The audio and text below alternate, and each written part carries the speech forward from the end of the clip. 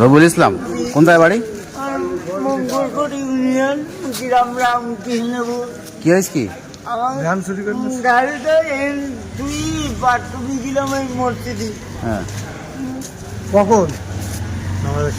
Video camera আমাদের সময় নামাজের সময় এই লাইটটা আমি বাথরুমে যাই, এনে গাড়ি নেই। কি গাড়ি? কি গাড়ি? Motorcycle, motor van. ও আচ্ছা আচ্ছা, মোটর ভ্যান চালান আপনি? তো কোন জায়গায় ছিল, কোন জায়গায় গাড়িটা?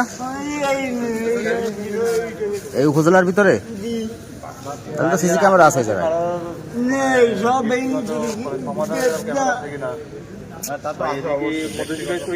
বাড়ি এই ভ্যান চালায় কি সংসার চালান নাকি? আমি 5 মাসই এই গাড়িটা কিনেছি কিস্তিতে মাধ্যমে। কয় টাকা দিয়ে কিনেছেন? কয় টাকা?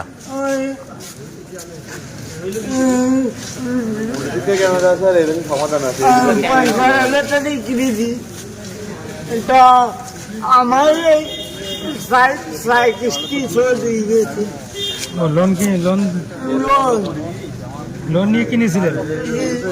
কত শুরু হয়েছে? তুই কনে গেলি? আমি বাথরুম গেলাম, তালা দিলে নিলে একটা তালা মারিলাম। তারা ভেঙে নিয়ে চলে গেছে তাই? এইটাই আমার গাড়ি দাম আছে। এমনি অসহায় মানুষ। আল্লাহ রে, কি বললে? অনেক গেলে তালা মারি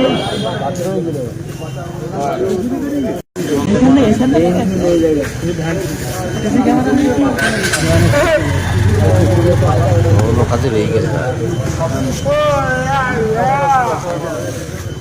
কমলকোট বাড়ি।